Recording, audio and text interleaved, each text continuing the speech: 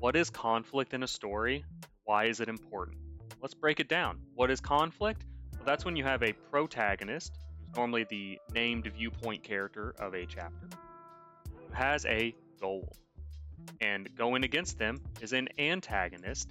Let's note that this is important. The antagonist must have a name. Why is this important? Because it allows you to take this idea and ground it into something tangible for the reader to understand and for the protagonist to overcome.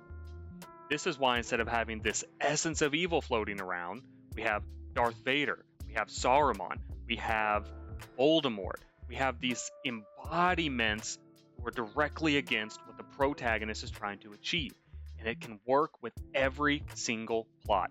You have a main character who wants to be a wizard. Well, who's the named antagonist? He's the mentor who's cranky and doesn't want to teach anyone. You have a main character who's trying to pass this bill to free up a lot of people who are enslaved in labor. That's the goal. Who's the antagonist?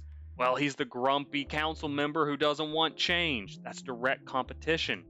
You have the main character who wants peace and quiet. That's the goal. Well, the named antagonist is that family member who can't sit in silence, who bulldozes over you every time you speak, and is loud all the time. They're in direct competition with one another. Cool. Why is this important? Because it allows you, the writer, to develop information in an interesting way. It makes your story dynamic and interesting because things are happening.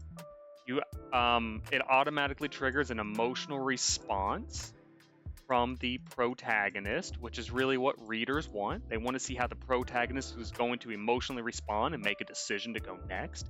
And it allows for growth because the character respond differently through the same persistent